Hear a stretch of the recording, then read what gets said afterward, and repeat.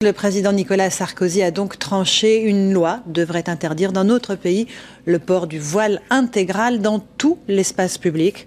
Après des mois de débat, le chef de l'État a donc choisi la position la plus ferme contre l'avis du Conseil d'État. Si on est convaincu qu'il s'agit d'un problème de dignité, on ne peut pas s'embarrasser de prudence. On est prêt à prendre des risques juridiques parce que nous pensons que l'enjeu en vaut la chandelle.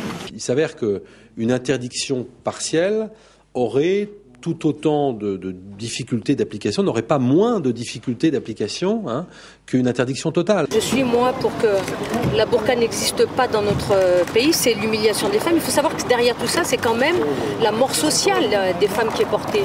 Je trouve que c'est pas applicable. D'ailleurs, un certain nombre de syndicats de policiers l'ont dit.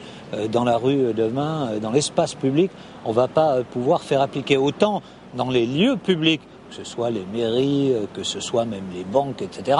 Il peut y avoir une interdiction qui est effectivement respectée. Autant dans l'espace public, cela deviendra impossible.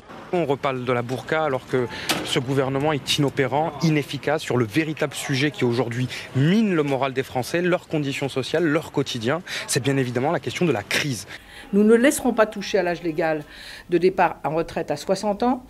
Toutes les organisations syndicales sont d'accord parce que beaucoup d'hommes et de femmes aujourd'hui sont usés par le travail, sont au chômage, en inactivité et qu'il n'y a aucune raison d'attendre un âge plus élevé pour partir à la retraite. Martine Aubry a réuni hier les dirigeants socialistes pour essayer d'harmoniser leur position sur les retraites. La plupart d'entre eux refusent d'entendre parler d'une augmentation de la durée de cotisation. Est-ce qu'ils ont raison ?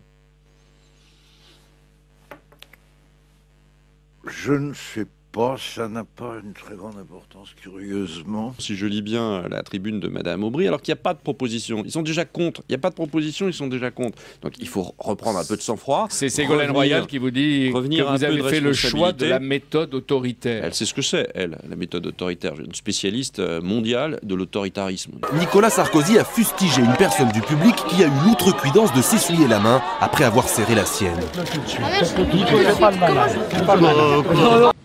Mais il est des mineurs très jeunes qui ne vont pas à l'école sans même que les parents le signalent.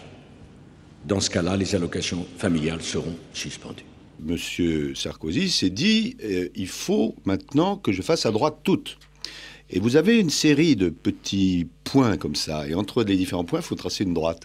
Une extrême droite même. L'été, vous êtes plutôt short ou bermuda pantalon plutôt. Des t-shirts à l'effigie de Bernadette Chirac viennent de sortir, vous ne sauriez pas en porter un. Je ne porte jamais de t-shirt. Cet été, allez-vous rendre visite au chef de l'État dans sa résidence du Cap Nègre. Je resterai à Chamonix.